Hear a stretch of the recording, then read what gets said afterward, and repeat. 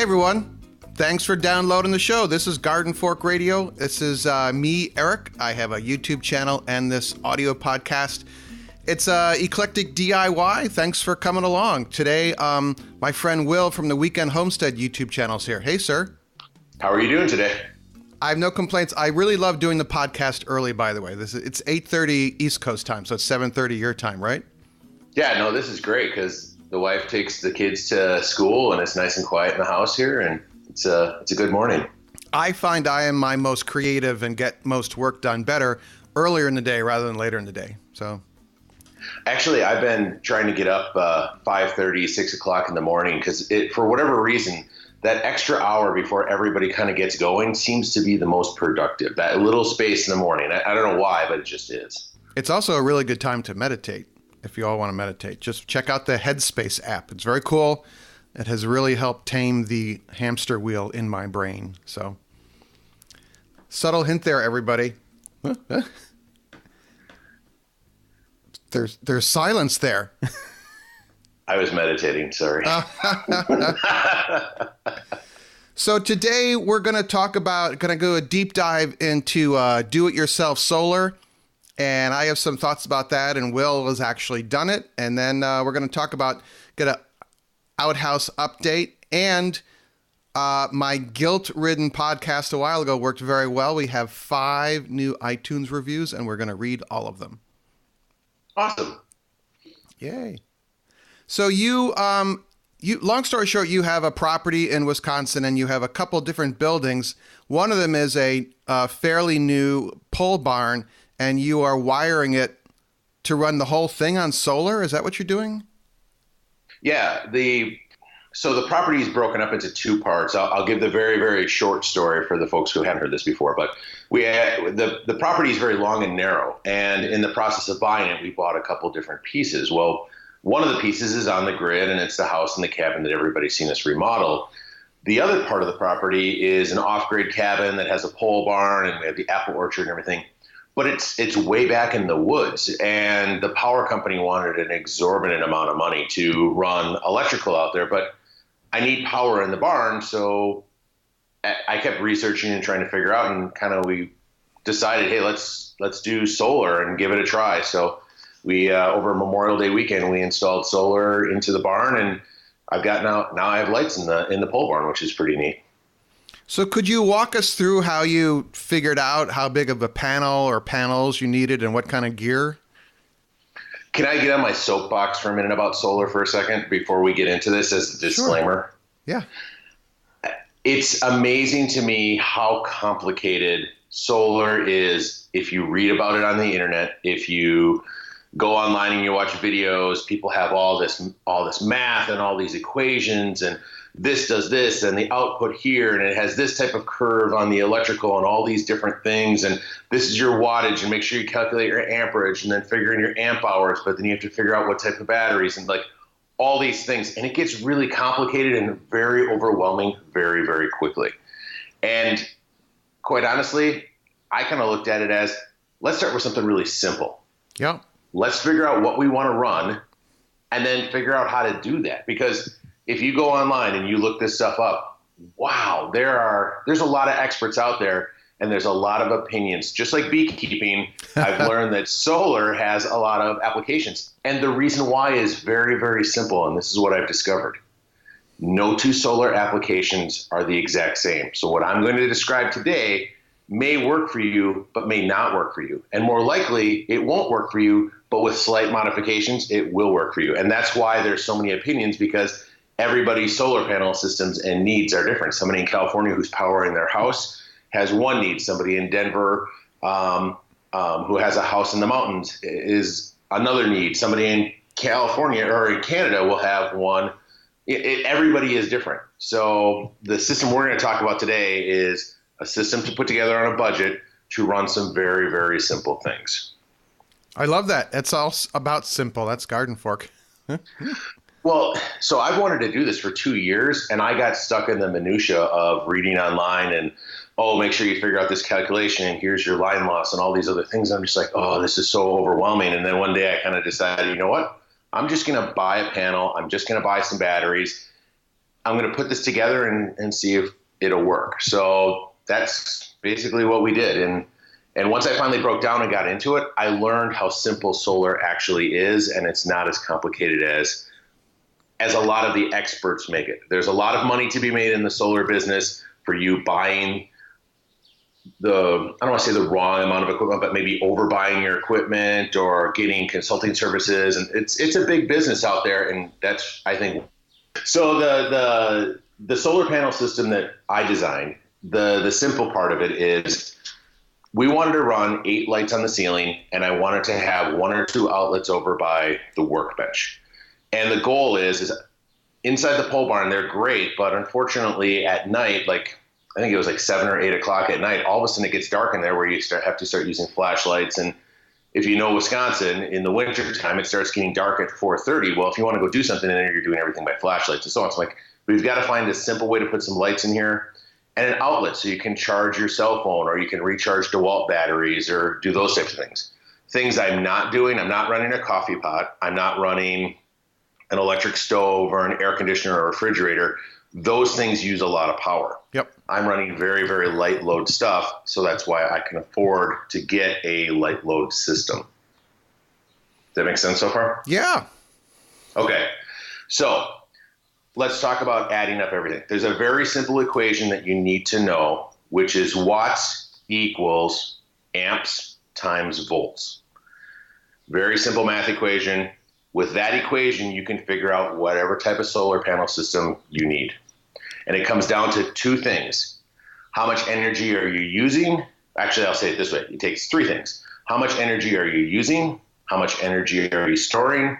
And how much energy are you making? That's really it.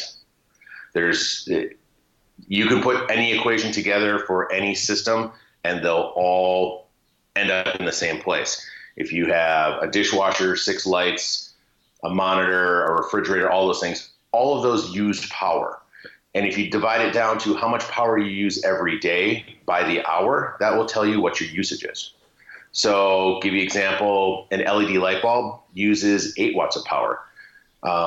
Actually, light bulbs are a really good example of how to calculate out solar panel systems. Give you an example, if you have 8 100-watt light bulbs, you're using 800 watts an hour with those light bulbs. If you switch those light bulbs to LED light bulbs, and they're 100-watt equivalent light bulbs that are producing, let's say, 9 watts of power, now you have 72. So you've just taken 800 and lowered it to 72, getting the same result using less power.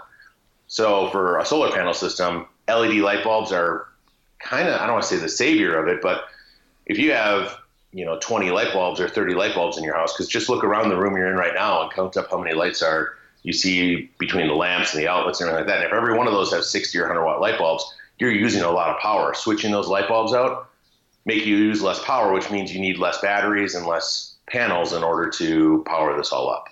Does that make sense? Yeah. So the simple piece is we have 8 light bulbs up on the ceiling. I put 100-watt light bulbs in there. So those use up X amount of power. I think they're 10-watt light bulbs, and we have 8 of them up there. So I'm using 80 watts for that.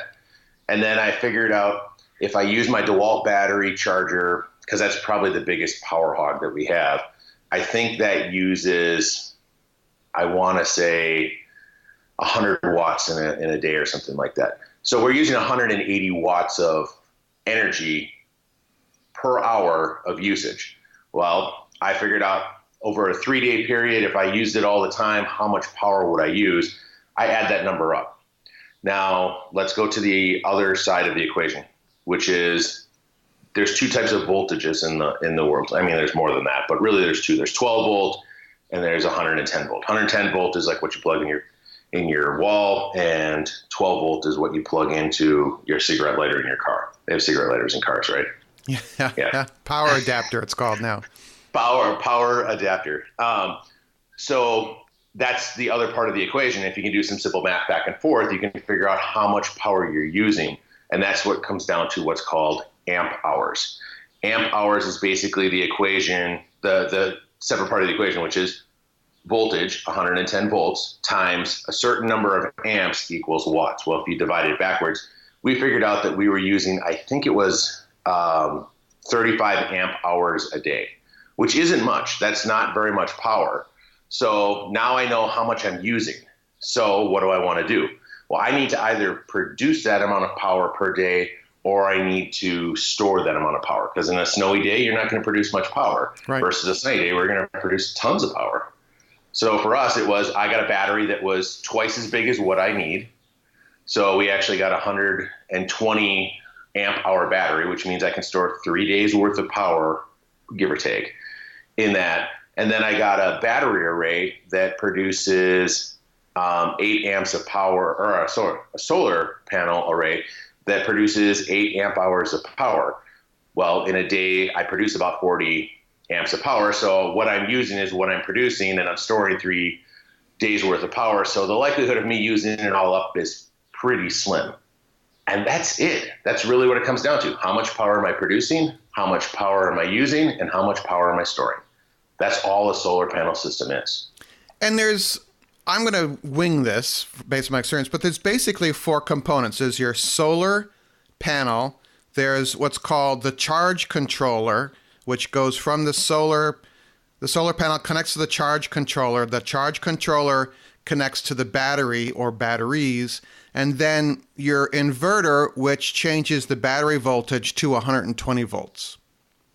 Correct. Yep. That's really what it comes down to. And if you wanted to, instead of putting the inverter in there, if you had 12, let's say you had a really off-grid system or a really, really small system, you could use 12-volt lights, you could use 12-volt fans, you could use 12-volt chargers, those types of things. Then you wouldn't need an inverter at all, because if you bought a 12-volt battery, and by the way, for all the engineers who are screaming at the radio right now, yes, there's 12 volt and there's 24 volt and there's 48 volt and there's all sorts of other things. I'm trying to keep it to the simplest thing, because that's what a lot of people, like, I've had a couple of people email me and say, wow, the system that you're putting together, give me the components, give me the information. It solves the simple problem I need, which is, power over here. I know that there's hundreds of different iterations of this in powers and voltages. We're keeping it to the simple. Yeah.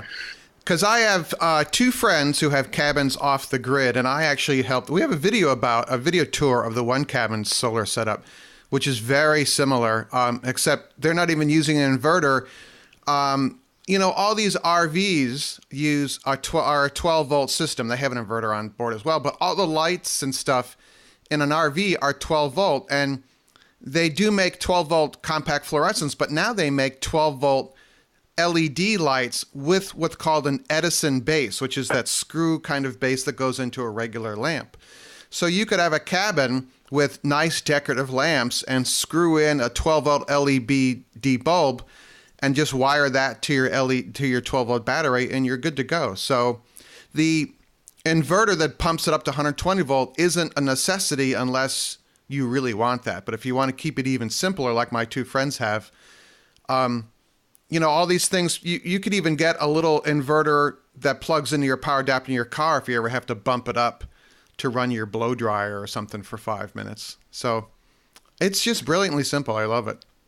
Yeah, I mean, for us, let's break down the components for a second. So on the roof of the barn, I have one 100-watt solar panel. It produces about 8 amps of power. So it's producing 8 units of power per hour that it gets sunlight. And for our area, we get about 5 hours of sunlight. Now, granted, it's sunny outside more often throughout the day, but you kind of have to have direct sunlight. So they kind of do an average. National Weather Service did a great job of this. They have a spot where you punch in your address, and it'll tell you how much solar, how much wind, how much everything that you use on average, so that you can calculate this out. So like if you're in Texas, your number for an average is, I think, is like 10 or something like that, versus us, because of wintertime and the way the sun tilts and everything like that, we only get about 4.5 to 5 hours. If you're up in Canada, you might only get 3. So that's why every solar panel system is different, because depending on where you're physically sitting, you can take my system and put it here in Wisconsin and it'll produce one thing. You can take it to Texas and it'll produce something completely different. So that's, I think, one of the things that you have to look at when we first start talking about this, is where your location is. But the panel is a 100-watt panel. It sits on the roof and it produces 8 units or 8 amp hours of power.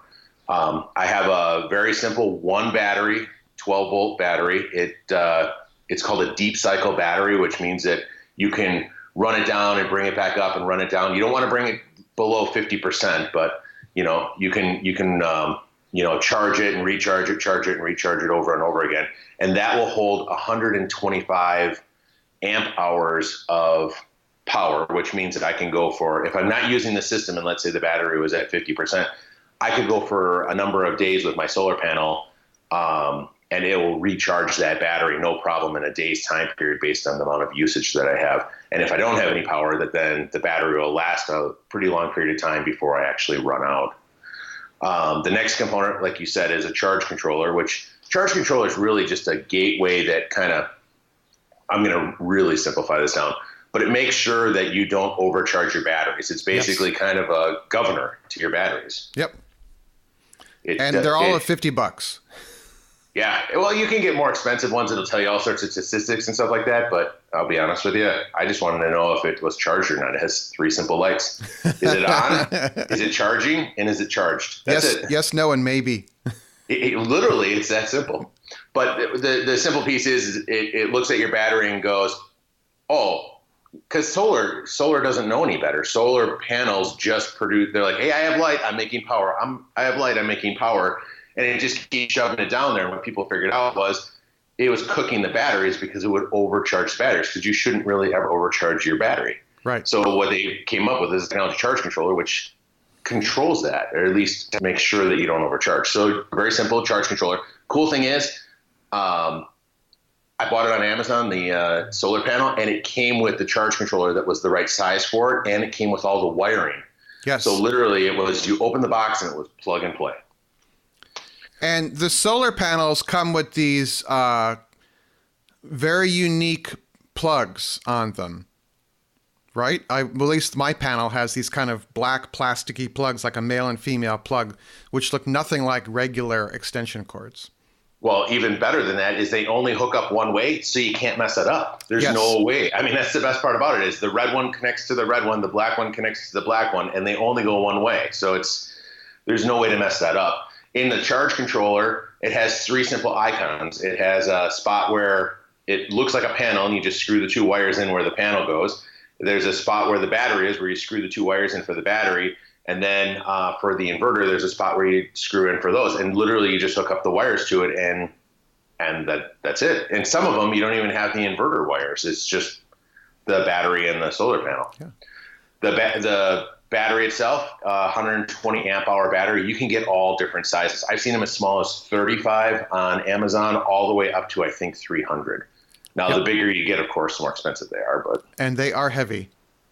Yes. Holy cow. I watched the guy from UPS deliver this thing, and like the box it's small. I mean, it's, maybe a foot by 6 inches by 8 inches tall, and he's carrying it like it weighs like 500 pounds. And I thought, what is he doing? And he brought it over and he set it down, and I picked it up. I'm like, holy cow, this thing is ridiculous. One last piece, the inverter. Yes. Very, very simple. You can get all different types. There's ones for your car, there's ones for your home, and then there's these fancy ones called sine wave inverters or pure sine wave inverters. All it basically is car ones don't have a ground. The inverters, like the one that I got, is just a standard inverter that produces light and you can charge things and stuff like that. A sine wave inverter is for very high tech stuff, like if you have electronics in your house, like a computer that you want to power or some delicate electronic things, you want something, because a sine wave inverter will always produce the same result versus the type of inverter I got where if I plug in a table saw, the lights dim, versus a pure sine wave where it would always keep that output the same no matter what the load is. Right. And then there's, to get really geeky, you're losing power at every step of the way here. So when you run, you've got your 12 volts coming out of your battery. When you run it through the inverter takes some of that energy, uses some of that energy to convert to 120 volts. So if you got 100 amps, 100 watts coming in, you might get 80 watts coming out. Yep. It takes it'll use up some of your power. And I like to convert everything to amp hours. I know everybody talks watts, like how many watts is your light bulb or how many watts is your battery or your panel or all these different things. I actually look at amp hours, and I think about it as units of energy. So each one of my light bulbs uses 1 unit of energy per hour. My DeWalt thing uses 3 units of energy. So you add those up, and let's say I have 20 units of energy that I use every hour. And then if I have a battery, how many units of energy can I store in that battery? Oh, okay, I can store 120. So I have 6 hours of usage. If everything was on running full bore all the time, I have 6 hours of usage in that battery. And then how much usage is my panel, pushing back into the system? Oh, 8 hours. Okay, so now I look at it, and after 2 hours of running my solar panel, I've used basically an hour worth of power, if that makes sense. If you just break it down to simple numbers, it becomes really simple.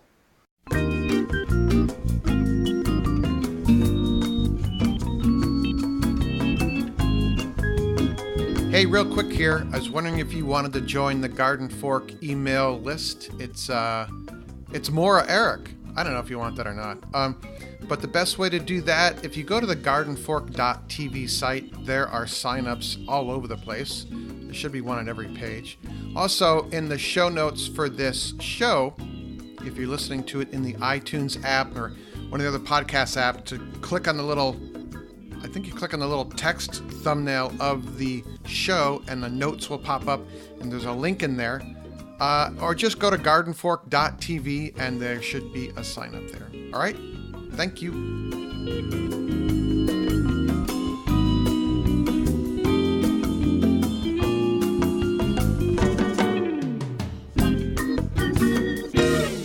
So I'm going to throw you a left curve here, because I watched your video about wiring the barn. And my thought was, while you were doing if I were to do it myself, and I would take across the roof rafters, you had all your lights. Yep. I would wire those as 12-volt LEDs, and then to your workshop bench, I would run the 120-volt and have regular outlets there. I had thought of that, and quite honestly, if I didn't know that they had the 12-volt Edison screw-in bulbs, every time I looked for lights, they were, I hate to say it, RV lights. They looked like RV lights, and I got one of them and plugged it in, and it didn't do very well. So I'm like, I'm not going to put 12 RV lights across the ceiling of my pole barn. I need something that has, some serious light power, because you want to have that space lit if you're going to be working in it, Right.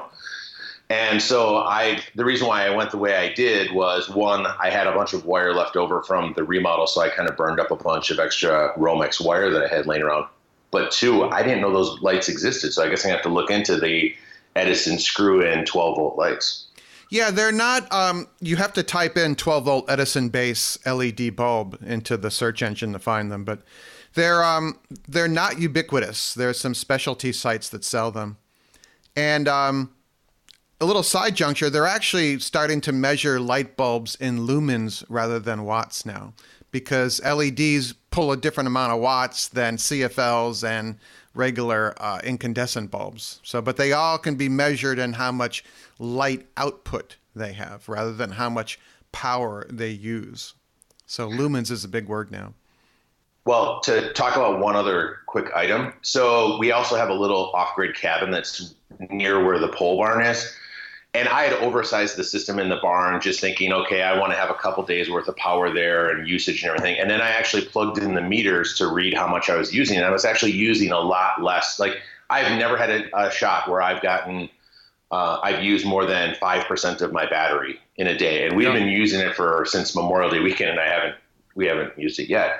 So we went over to the off-grid cabin, and I've always run it on a generator. And there's this really cool device that you can buy, and maybe I can have you put it in the Amazon store, but it's called a kilowatt. And basically you plug it into the wall, and then you plug something into it, and it'll tell you how much power it's using.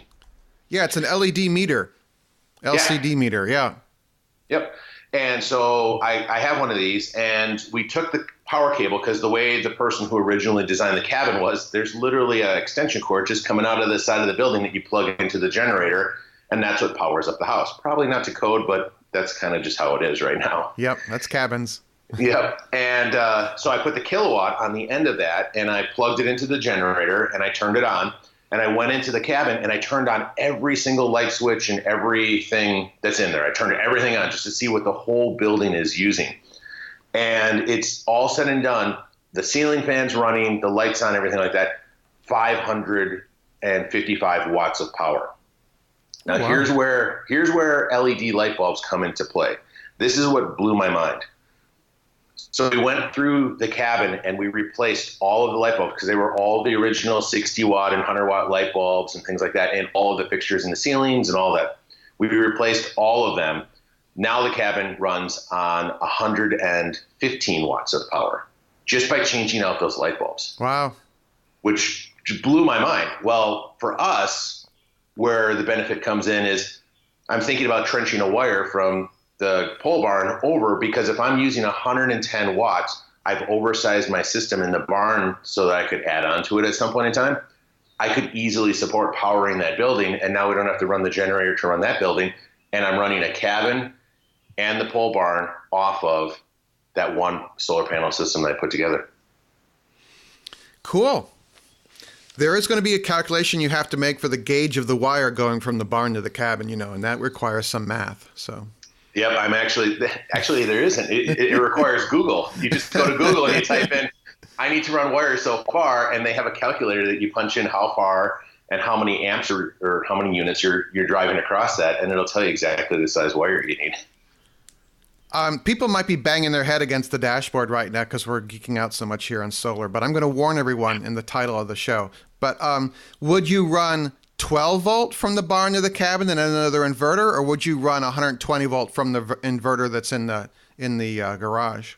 Okay, so here we go. Get the white coats on and the marker boards, because here comes the geekdom. I'm actually going to run 110, and the reason why is because over that distance, having more voltage getting pushed that distance will actually lower. So when you run wire, just so people know, just like your garden hose, if you hook up a really short garden hose to your house and you run it, you'll get a lot of power and a lot of throughput off the end of the hose. If you put a 500-foot hose on your house and you hook up the hose to the end, the hose usage at the end is going to be diminished. Well, when you run wire, think of it the same way. Electricity runs just like wire or water does. So running that distance, there's going to be some resistance. At 110 volts, I think that the voltage drop is more manageable than at 12 volts, if that makes sense. Yes, it totally does. All right. There you go. It can be really simple. In the video, the garden fork video that I'll link to in the show here, or just go to our YouTube channel and type in solar panel.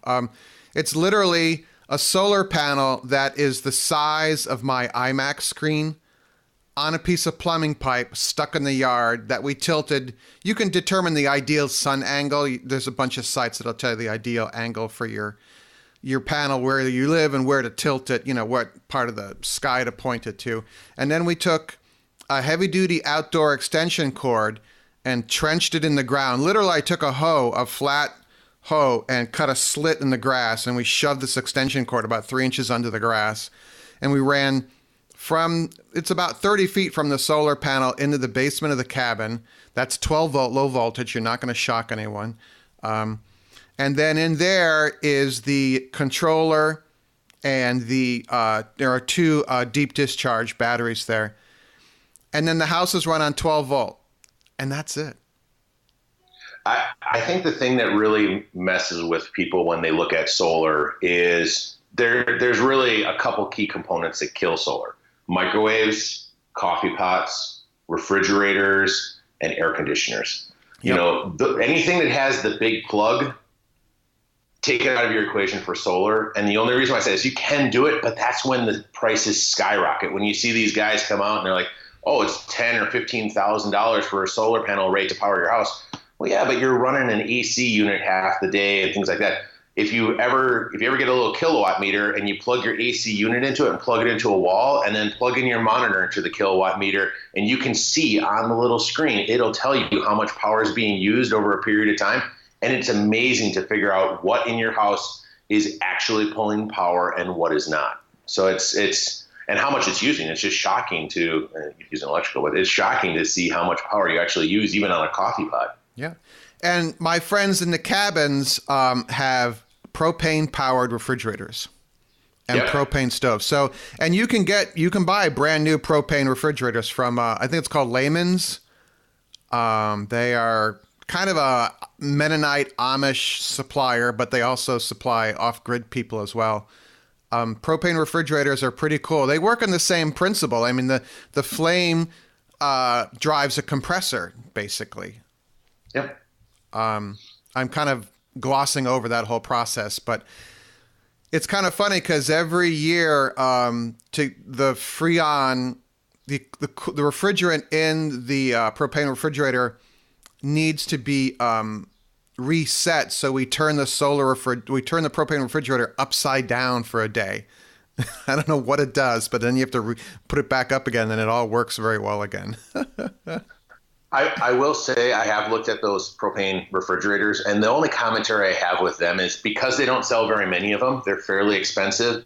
And the other item is you're trading one thing for another, because I believe a propane refrigerator, if you have a full-size one or a mid-size one, they use about a gallon of propane a day. So and we're talking the big ones. If you get like a bar style or a camper style fridge, it's probably about half that. But still, you're using one energy source for another. So that is one thing you have to look at too.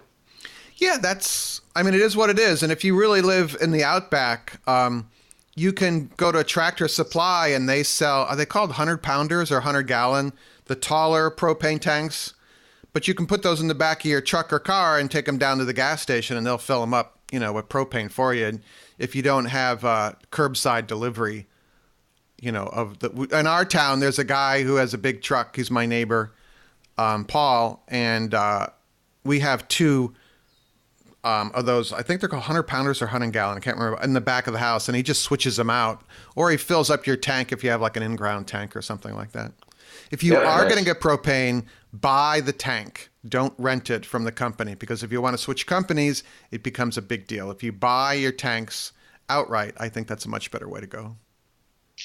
Yeah, definitely. I will say, going back to the solar piece for 1 second, when I first got into this, I was like, why doesn't somebody just sell a kit? Where's the kit, that you can just buy with all the pieces together? And it just doesn't exist because everybody's usage is different.